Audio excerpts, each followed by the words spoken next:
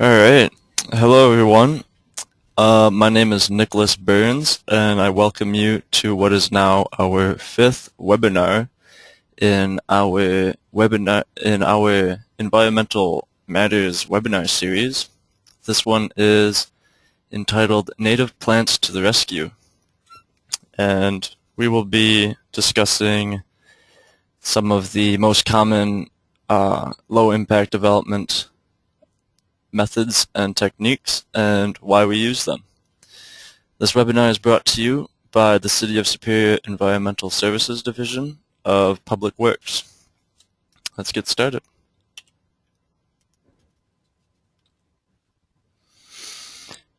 First, I wanted to start off with a little history of where low-impact development originated, because it's relatively new, actually. It started in Prince George's County over in Maryland in the mid-1980s, and it was pioneered to address the economic and environmental limitations of conventional stormwater management.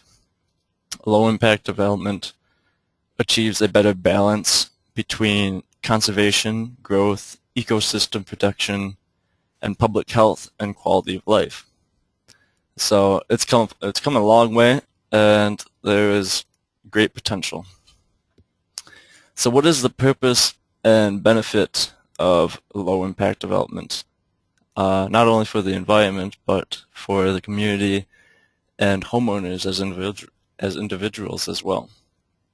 Well, it is more environmentally and economically sound. Low-impact development aids in the development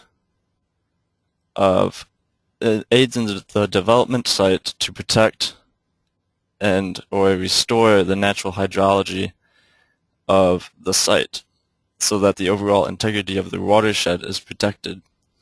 So basically, it's better for the environment, and it's better for our wallets, and it aids in the reach of stormwater management goals and restores stream quality. It does that by reducing runoff to nearby streams and lakes and whatnot. It adds value and beauty to a site. There are many different low-impact development methods, like retention basins and rain gardens, pervious pavers, that all kind of bring like somewhat of a beauty to a region. And it manages stormwater closer to the source. That is any storm event that creates runoff. So let's say it rains onto your roof. Well, low-impact development, a method that would catch that closer would be like a rain garden or a rain barrel. It would catch that runoff as soon as it runs off of the garage roof, just as an example. And ultimately, the purpose is to mimic drainage functions.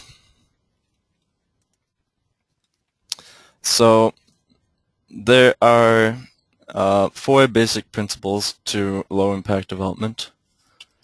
One is to conserve natural area.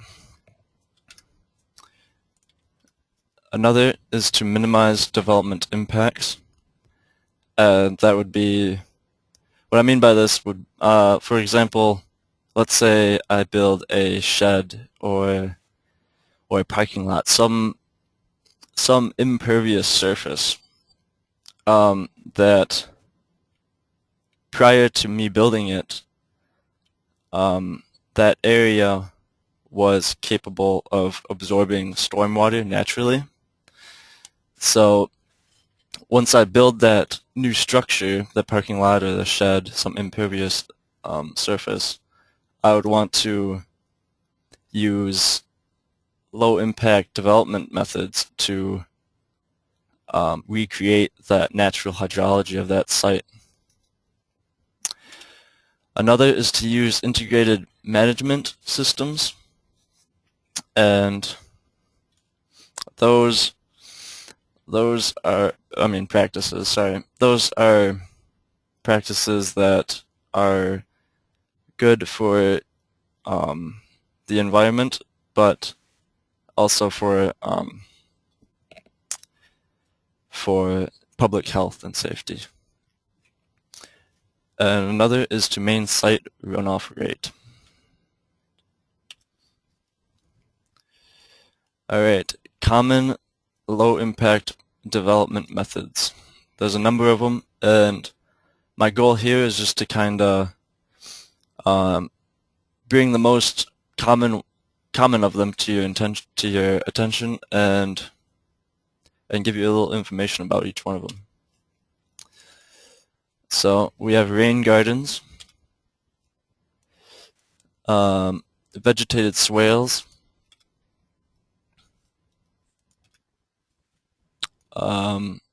Pervious pavers, filter strips, green roofs, rain barrels and cisterns, and retention basins. We'll start off with a green roof here. A green roof, or otherwise known as a living roof, is a roof of a building that is partially or completely covered with vegetation and a growing medium planted over a waterproofing membrane. The purpose of these is to absorb rainwater and provide insulation, and also to create habitat for birds and natural wildlife. I'm going to go over the advantages and disadvantages of each of these low-impact development methods. So the advantages for a green roof is the reduction in energy use and stormwater. You'd be reducing the amount of energy you use because green roofs give somewhat insulation to your home, so you'd use less energy to heat and cool your home. And it reduces stormwater because the whole purpose behind a green roof is to absorb the rainwater, so you don't have as much runoff coming off of your roof. They also increase the roof lifespan and estate value of your home, and create that habitat for birds and other wildlife. Disadvantages would be initial cost of the building structure. When building a green roof, it may mean that you'll have to have more supporting structures to support the green roof, and waterproofing systems and root barriers will also cost a little more. But it is important to recognize that all of these low-impact development methods are going to have some disadvantages. I'm not going to omit them, but I hope it comes clear that they are very important and very effective at what they do. So I recommend them. Next will be Pervious Pavers. Pervious Pavers allow stormwater to move through the surface and reduce runoff and improve water quality by filtering out pollutants. Right over here in the upper right hand picture right here, that is a picture of Pervious Pavers. You can see that they actually bring somewhat of a beauty to whatever surface, it could be a sidewalk or a driveway, a road or whatnot. Bring somewhat of a beauty to it. And right here is just a little diagram showing kind of how they work. You'll have a pervious paver, which can be made out of many different kinds of materials, bricks, concrete, whatnot, and they'll have spaces in between them filled with pea gravel or some sort of small material that allows for infiltration of rainwater and liquids, and that will drain down and recharge the groundwater. So they reduce runoff and they trap suspended solids and pollutants, and they are made of many different kinds of materials. So the cost of these can be a little higher. They can cost up to 2 or 3 times more than other conventional surfaces, but this also can reduce the amount of runoff. So even though they cost a little more and they have other disadvantages like siting, it can be kind of hard to find a place to put these because you can't put them on a slope of 20% or more, and that means a slope of 20% is one that rises or falls 20 feet for every 100 feet. So, and then you can't use sand on snow or ice when that snow or ice is on top of pervious pavers, because that ice will get into the cracks and not allow for infiltration for rainwater.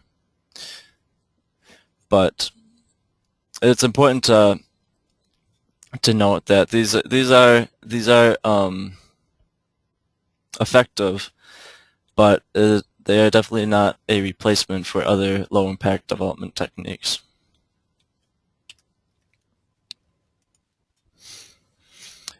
Retention basins. These are much like artificial ponds where stormwater will be channeled to. The ponds help manage the excess runoff generated by newly constructed impervious surfaces, such as roads, parking lots, and rooftops and whatnot. They are used for water quality improvement, groundwater recharge, flood protection, and aesthetic attraction, just looks and whatnot.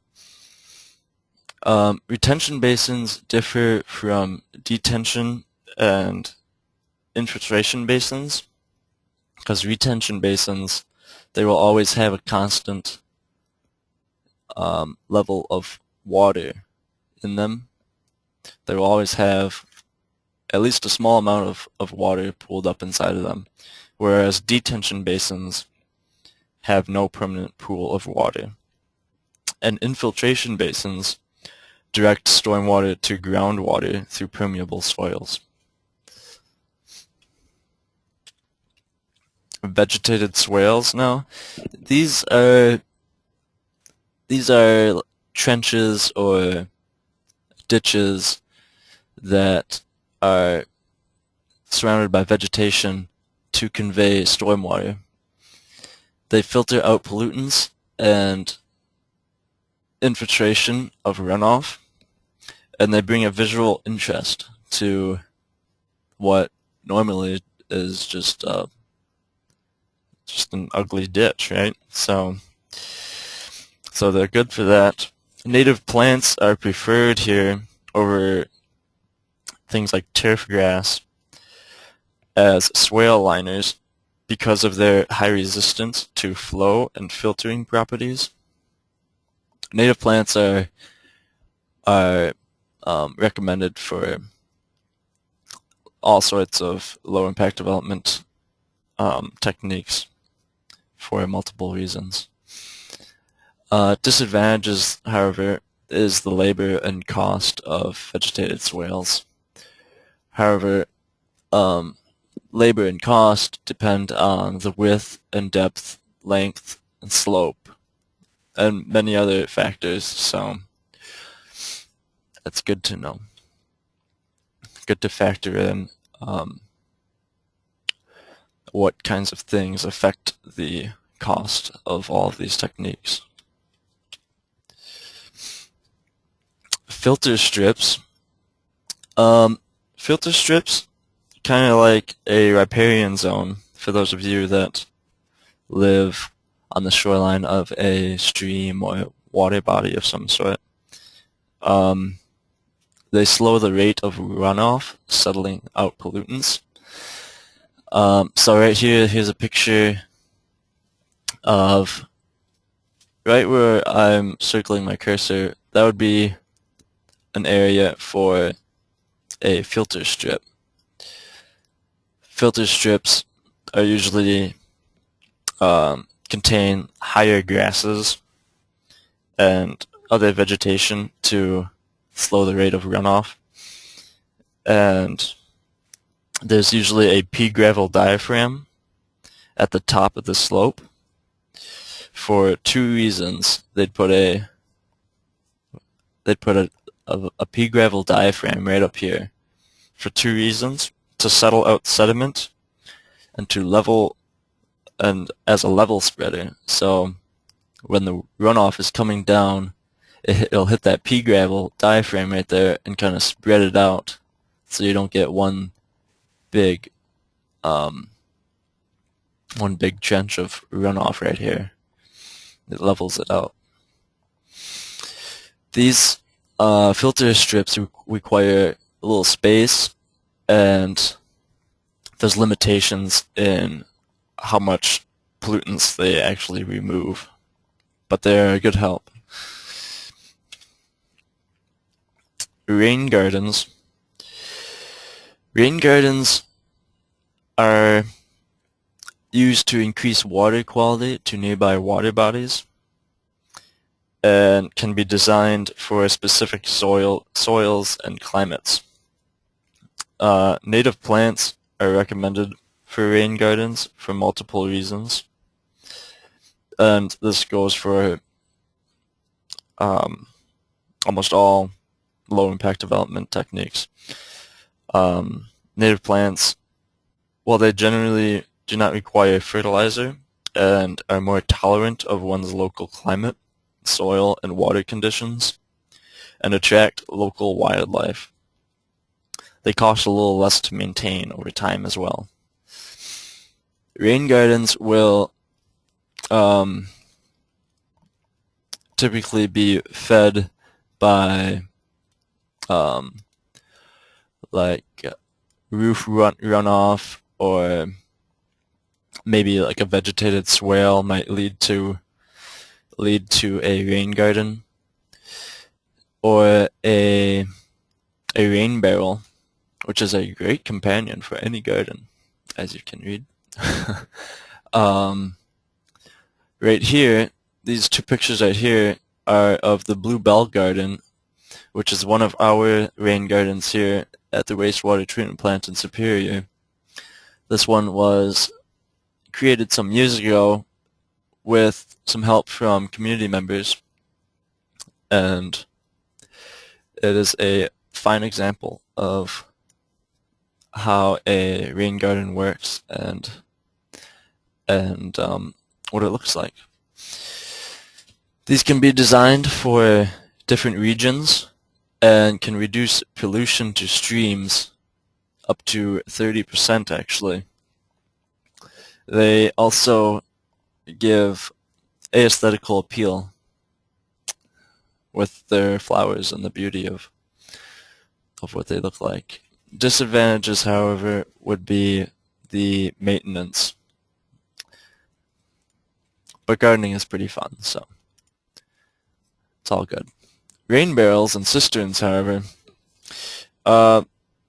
these are two very easy low impact development methods for any homeowner.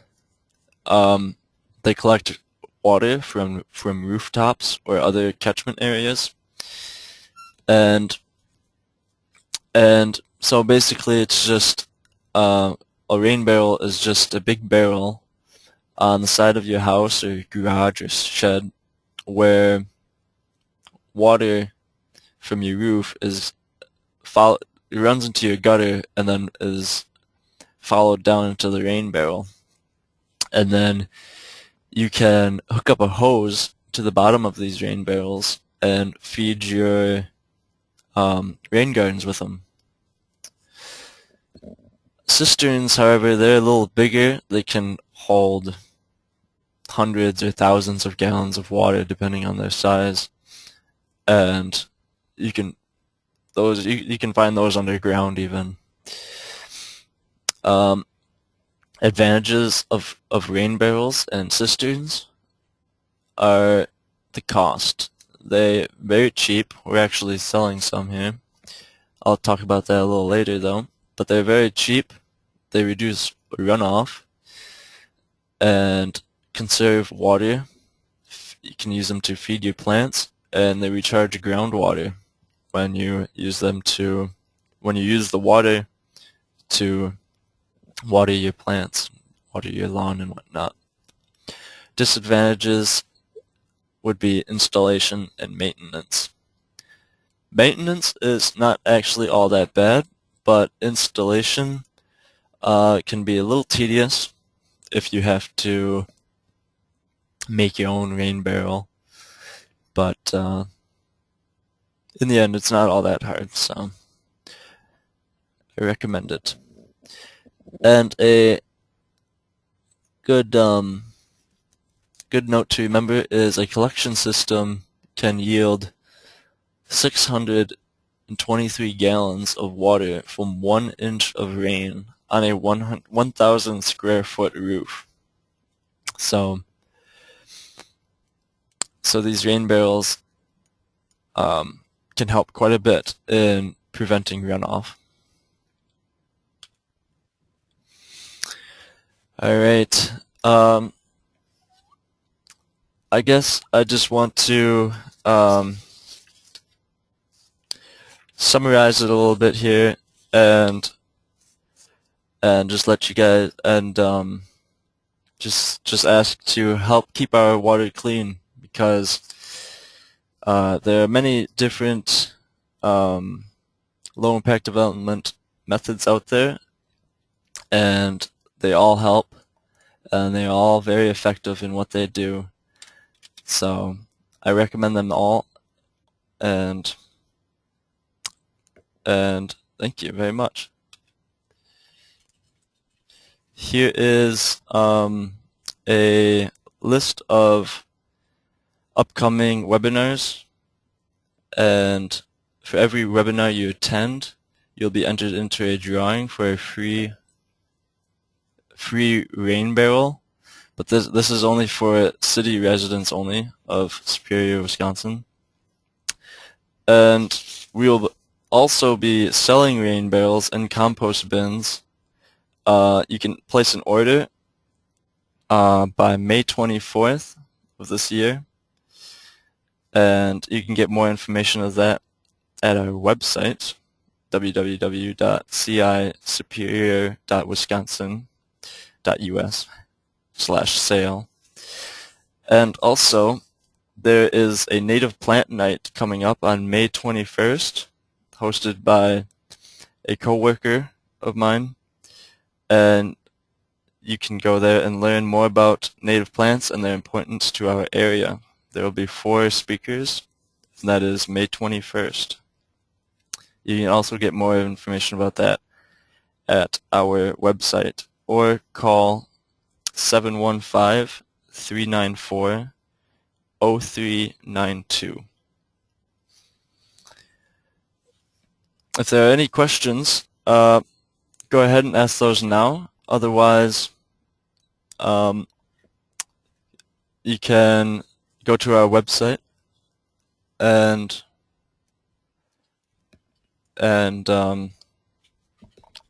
you can answer the question, and all your questions will probably be answered there.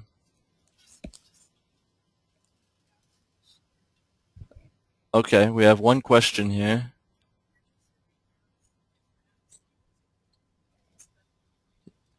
Uh, can we purchase your rain barrels if we are not a city resident? Yes, you can. Yes, you can place an order on our website, um, and you can do those up to May 24th.